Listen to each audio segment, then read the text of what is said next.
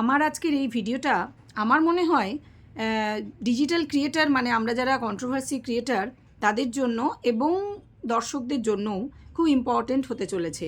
তো সকলকে অনুরোধ করব ভিডিওটা স্কিপ না করে মানেটা বুঝে পুরো ভিডিওটা ফলো করার জন্য।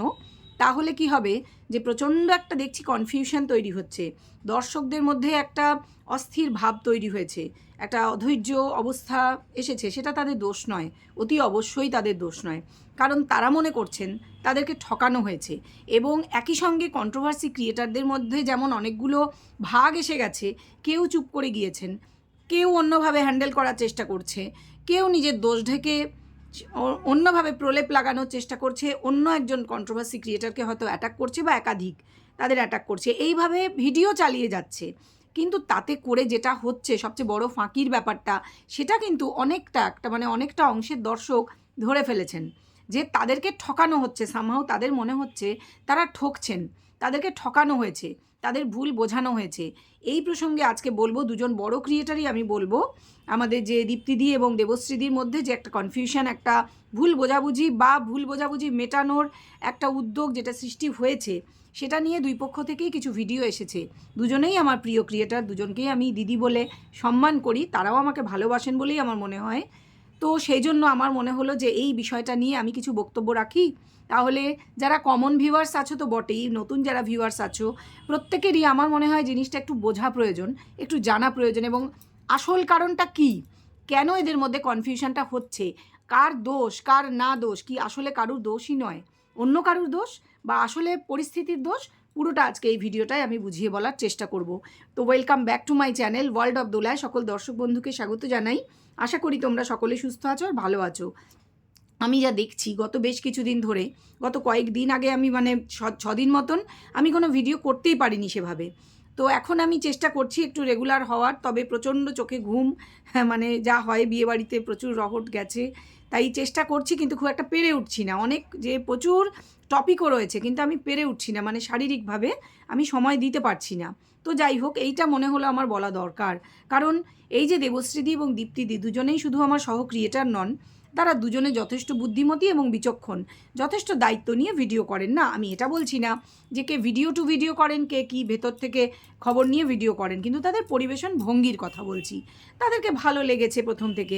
আমি সকলকেই দেখি, যতটা পারি দেখি, শুধু এই পক্ষের না, আমি সব পক্ষের দেখি, এবং উল্টো দিকের মধ্যেও আমার অনেকেই আমার প্রিয় আছেন, সেটা কোনো কথা নয়। কথা হচ্ছিল যে আমি এই যে দর্শকদের সঙ্গে, দর্শকরা যে বিশ্বাস হারাচ্ছেন শুধু ভ্লগার্সদের উপর না, পার্টিকুলার কিছু ভ্লগার্সের উপর বিশ্বাস হারাচ্ছেন এমন কিন্তু নয়, দর্শকরা কিছু কন্ট্রোভার্সি ক্রিয়েটার যারা সোকল্ড বড় বড় ক্রিয়েটার তাদের উপরেও বিশ্বাস হারাচ্ছেন। তার মূল কারণটা কি সেটা নিয়ে আলোচনা করতে বসেছি। এবং এই যে তোমাদের মধ্যে ভুল বোঝাবুঝি হচ্ছে, এটা যাতে আর না বাড়ে, জিনিসটা যাতে ছোট হয়, কমে, নিজেদের মধ্যে ভুল বোঝাবুঝি যাতে মিটে যায়, আমি এটার বিষয়ে আলোকপাত করার জন্য আজকের এই ভিডিওটা করছি। তাই দর্শকদের কাছেও আমার অনুরোধ অবশ্যই রইল, এবং তোমরাও যদি আমার ভিডিও দেখো আমি তোমাদের ট্যাগ নিশ্চয়ই করবো, যে যাতে সবার কাছে জিনিসটা পরিষ্কার হয়। এই বিষয়ে আমার যা মনে হয়েছে, আমি তো অনেক দিন ধরে ভিডিও করছি এই বিষয়টা নিয়ে, এবং যে মানে এই যে যা বাচ্চার বাবা ইত্যাদি নিয়ে করেছি, এখন বন্ধ করে দিয়েছি, কিন্তু তোমরাও করেছো, এবং নজর করেছি, মানে খেয়াল করেছি যে কে কী বিষয় বলে, কে কাকে কতটা ভালোবাসে ইত্যাদি। এবার বলি সেই প্রসঙ্গ, তারাপীঠ প্রসঙ্গ নিয়ে যে একটা কথা উঠেছিল যে বিয়ে থাওয়া ইত্যাদি, সেই কৌশিকী অমাবস্যা, যেটা আমরা দেবশ্রীদির ভিডিও থেকে দেখেছিলাম, এবং আমাদের প্রত্যেকের মনে হয়েছিল একটা ফালতু খবর যেটার ওপর বেস করে করা হয়েছে। আমি এখনও বলছি না যে সেটা সত্যি খবর, কারণ আমাদের কারোর কাছে কোনো প্রমাণ নেই।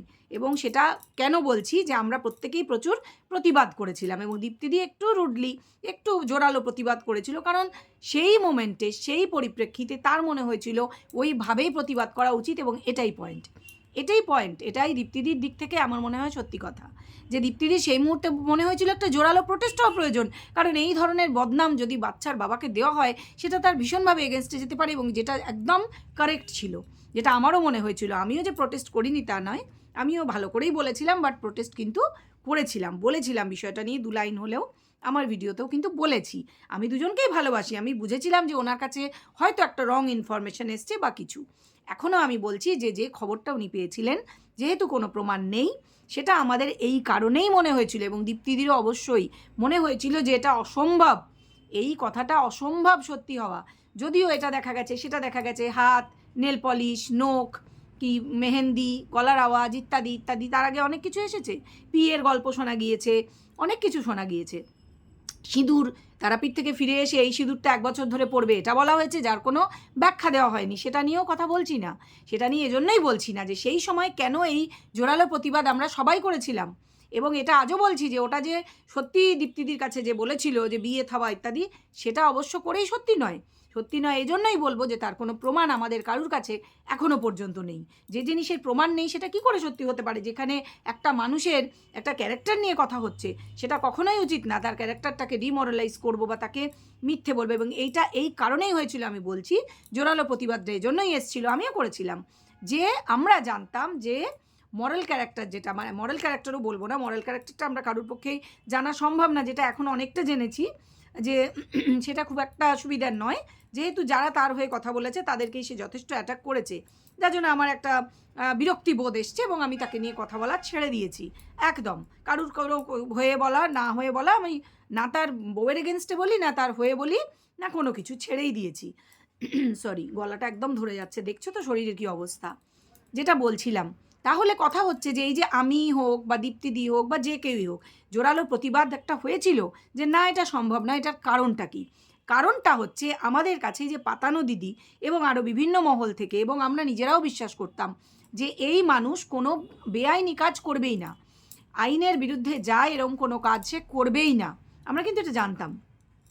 সে সত্যিকারের কি করেছে না করেছে সেটা তার ব্যক্তিগত ব্যাপার, সেটা তো সেই নিজে বুঝবে, তার কনসিকোয়েন্স তাকে বুঝতে হবে, সেটার মধ্যে তো ঢুকবই না। তাহলে আমাদের বিশ্বাস কেন ছিল?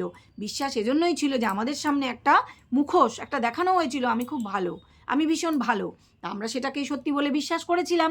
কারণ আমি আমাদের বলবো না, আমি আমার কথা বলবো, যে আমি যেটা দেখেছি দীর্ঘদিন ধরে, মাসের পর মাস ধরে, যে সেটাকেই তো সত্যি বলে মানবো।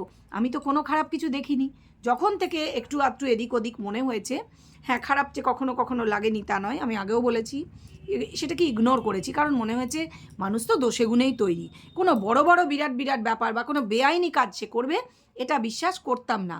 এখনও আমি বলবো না যে করি, কারণ কোনো প্রমাণ নেই, কিন্তু তার আচরণে আমি বিরক্তিকর, আমি তার মরাল ক্যারেক্টার বা সে কোনো মেয়ের সাথে মিশছে কিনা, সে কারোর সাথে প্রেম করছে কিনা, এগুলো নিয়ে বিন্দুমাত্র ভাবিত নই। এজন্যই নই যে সে তার বাচ্চার দায়িত্ব তার, আমাদের চেয়ে সে নিশ্চয়ই বাচ্চাকে অবশ্যই বেশি ভালোবাসে, নিশ্চয়ই ভালোবাসে, ভালোবাসার প্রকাশও আমরা দেখি, তার বাবা মাও যথেষ্ট ভালোবাসেন। এটা আলাদা কথা যে বাচ্চাকে মায়ের সঙ্গে দেখা করতে দিতে তারা চান কি চান না, সেটা সম্পূর্ণ আইনগত ব্যাপার, সেটা তারা বুঝবেন, সেখানে আমরা বাইরের লোক, আমরা কথা বলার সত্যি কিন্তু কেউ নয়, আমাদের কিন্তু কোনো আইনগত এখতিয়ার নেই। প্রত্যেককে বলবো এই ব্যাপারটা একদম সাইড হয়ে যেতে, কারণ এটা সত্যিই আমাদের অধিকার নেই। এই ব্যাপারটা তারা আইনি লড়াই লড়ছে, লড়ে নিক, যে লড়ে জিততে পারবে সে পাবে, কিছু করার নেই এসব ক্ষেত্রে। বাচ্চা তার কপাল নিয়ে এসছে, তার যেখানে আছে, যার সঙ্গে আছে ভবিষ্যৎ সেখানেই থাকবে। আমরা শুধু শুধু নিজেদের মধ্যে এই যে মুখ নষ্টগুলো করে ঝগড়া অশান্তি এগুলো কেন করব? প্রত্যেকেই আমরা ভালো ফ্যামিলি থেকে বিলং করি, এগুলো করে শুধু শুধু যেটা হচ্ছে সেটা নিয়ে এবার আলোচনা করি।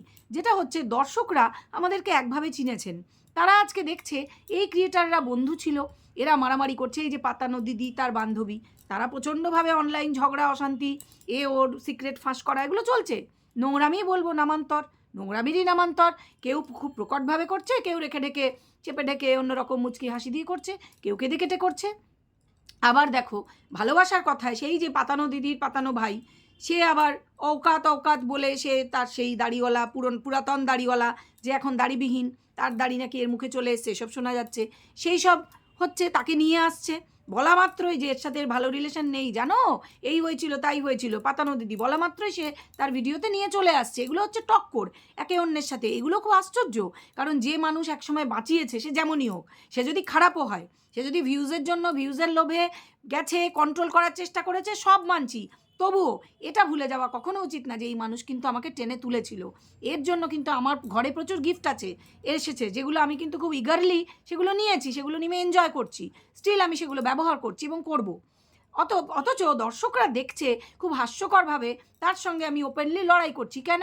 চেপেও তো যাওয়া যায়, এগুলো নিয়ে কথা না বললেও তো হয় না, করতে হবে, করতে হবে। সেও কিছু বলছে, এও কিছু বলছে, এগুলো নিয়ে যেটা হচ্ছে সেটা হচ্ছে কন্টেন্টের জন্য প্রত্যেকে নিজেকে পাঁকে নামাচ্ছে, নোংরায় নামাচ্ছে, কিন্তু এরা কিছু মনেই করছে না সেটাকে। এদের মনে হচ্ছে আমার ভিউজটাই আসল, মরাল ক্যারেক্টার আমার থাক না থাক, দর্শক যা খুশি বুঝুক, আমার ডোন্ট কেয়ার, আমরা এগুলো করে যাব, কারণ আমাদের কন্টেন্ট চাই। আমাদের তো কন্টেন্টের অভাব, আমাদের তো কন্টেন্ট নেই, আমাদের তো কন্টেন্ট করতে হবে, এইটাই হচ্ছে কথা। কিন্তু আমি এই যে কন্ট্রোভার্সি ক্রিয়েটার যারা, তোমরা নিজেদের মধ্যে এই বিষয়গুলোকে নিয়ে জাস্ট চেপে যাও, এগুলো নিয়ে লড়াই করো না, কারণ তোমরা তো বুঝতেই পারছো আমরা প্রত্যেকেই একজনের উপর ভরসা করেছিলাম, অন্ধের মতন তাকে বিশ্বাস করেছিলাম, সেই বিশ্বাসের মর্যাদা রাখার মতন মানুষ সে নয়, সেটা সে নিজেই প্রমাণ করে দিয়েছে। অনেকভাবে প্রমাণ হয়েছে, যেগুলো নিয়ে ডিটেল আমি আলোচনা করতেই চাই না, একদম করতেই চাই না। সে কাকে পছন্দ করে, তার কি ডাস্টবিন পছন্দ না সোনার হরিণ পছন্দ, সেটা তার ব্যাপার, সে তো বুঝিয়ে দিয়েছে, সে বুঝিয়ে দিয়েছে।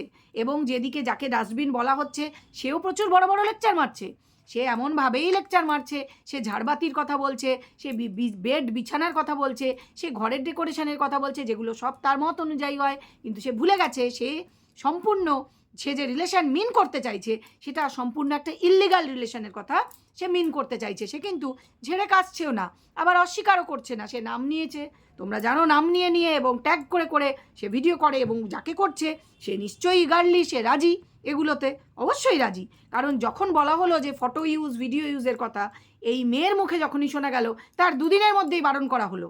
এই থেকেই আমার ঘৃণা বোধটা এসেছিল, যে তখনই তো সব কিছু জলের মতন পরিষ্কার হয়ে গেছিলো, দুধ কা দুধ আর পানি কা পানি। কিন্তু আমাদের এগুলো নিয়ে আলোচনা করার কোনো দরকার নেই, প্রচুর কন্টেন্ট চারিদিকে ঘোরাঘুরি করছে, তোমরা এগুলো ছেড়ে বেরিয়ে যাও। বলি কারণটা এবার, আমাদের যারা দর্শক তারা কিন্তু একটা ভরসা, একটা বিশ্বাস নিয়ে আমাদেরকে দেখতে আসেন, তারা আমাদের কথায় বিশ্বাস করেন, ভরসা করেন, তাহলে সেই বিশ্বাস এবং ভরসা রেখে তাদের সঙ্গে নিয়ে থাকাটা এটা কিন্তু আমাদের ডিউটি। তারা যেমন আমরা এক্সপেক্ট করব তারা আমাদের ভিডিও দেখবেন, আমাদের সমালোচনা শুনবেন, সমৃদ্ধ হবেন, বিশ্বাস আনবেন যে হ্যাঁ নিশ্চয়ই এটাই বা ওটাই, সেরকম আমাদের এটা ডিউটি, এটা আমাদের দায়িত্ব যে তাদেরকে নিজেদের সঙ্গে ধরে রাখা, এবং সেটা লজিক্যালি, এবং সেটা নিজেদের মধ্যে অশান্তি করে নয়, নিজেদের মাথা ঠান্ডা রেখে বুঝতে হবে যে সবাই আমরা একজনের উপর ভরসা করেছিলাম, সে সেই ভরসাটা রাখতে পারেনি। এটা সিম্পল অ্যাজ দ্যাট। সে চাইছে এখন পুরনো যত কিছু, যারা যত দিদি হ্যানা ত্যানা সবাই সরে যাক, কেউ তার সঙ্গে না থাকুক, তার এখন সোনার হরিণ এসে গেছে, তার মনে হচ্ছে, আরে তোমরা তাকে যা ডাস্টবিনই ভাবো আর যাই ভাবো, তার তো সোনার হরিণ মনে হচ্ছে, এবং তার যখন মনে হচ্ছে সোনার হরিণ, তাহলে নিশ্চয়ই সোনার হরিণ। সে ইভেন নিজের সব কেরিয়ার স্যাক্রিফাইস করে দিচ্ছে, সে নতুন করে এই বয়সে মনে করছে নতুন কিছু করবে। এদিকে উল্টো দিকেও দেখো কি মিল, আমি আগেও দেখেছি, দুই বাড়ির রান্নায় মিল, দুই বাড়ির অনেক কিছুতে মিল, কথায় বার্তায় অনেক কিছুতে মিল, এবং এটাও মিল যে দুজনে একই সঙ্গে ব্যবসা করবে। অদ্ভুত না, দুটো আলাদা ব্যবসা কিন্তু করবে, এবং আমি শিওর যে দুজনের কেউই, আমি জানি না, আমি শিওর বলবো না, বলা যায় না, হতেও পারে এই বয়সে নতুন করে শুরু করে পুরুষটি কি করতে পারবে, আমার খুব ডাউট আছে ওই গ্রামে, আমি জানি না, হতে পারে কোনো কিছু করবে, বিরাট তীর মারবে, সে তো আগেও অনেক বড় তীর মেরেছিল, তাই না? এই যে নিজের সো কল্ড বায়োলজিক্যাল যে সিস্টার, তার থেকে অনেক সুবিধা পেয়েছিল, নিজের বউয়ের ফেস ভাইরাল হয়েছিল, এবং তারপরে সেই দিদির সঙ্গে যে কোন লেভেলে নোংরামি হয়েছে আমরা সব দেখেছি। দিদি কি একা করেছে? না না না না না, তারাও করেছে, এবং ওই মহিলা তখন এর সঙ্গে নাক মুখ নেড়ে এর সঙ্গে বসে দলিল ফলিল দেখিয়ে করেছে, সেই ভিডিও এখনও আছে, হ্যাঁ, তার প্লেলিস্টে এখনও জলজল করছে, আছে সব আছে।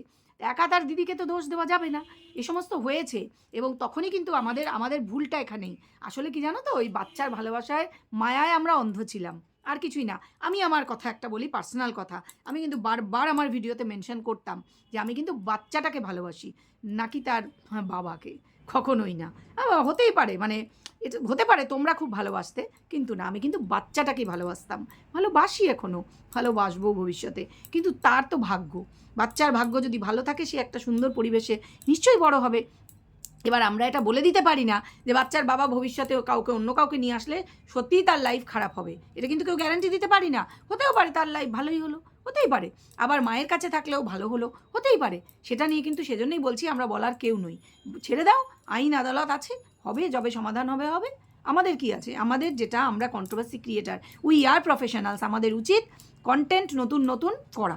আমি যেমন বিভিন্ন বিষয় কন্টেন্ট করছি, অভয়াকে নিয়ে করছি, বিভিন্ন বিষয় করেছি, সেফ আলি খানের ঘটনা নিয়ে করেছি, চারিদিকে প্রচুর ঘটনা, কুম্ভমেলায় স্ট্যাম্পেড হয়েছে, অনেক কিছু কন্ট্রোভার্সিয়াল অনেক টপিক আছে, তোমরা সবাই কথা বলতে পারো, তাহলে তোমরা কেন অন্য টপিকে যাবে না? অবশ্য করেই যেতে পারো, নিশ্চয়ই নিজেদের ট্রাই করো, এগুলো থেকে আমার মনে হয় বেরিয়ে যাও, কারণ এগুলো নোংরামিতে ভরা।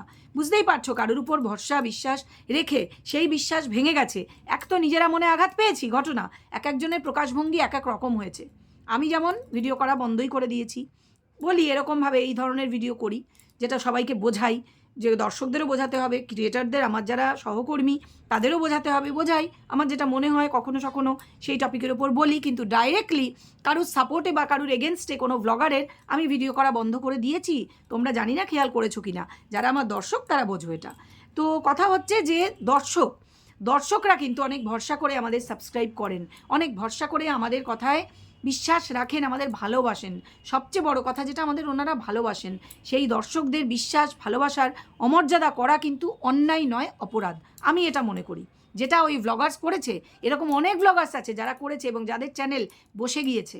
সেই জন্য আমি চাইবো না যে তোমাদেরকে লোকে ভুল বুঝুক এই সব ব্লগার্সদের কারণে।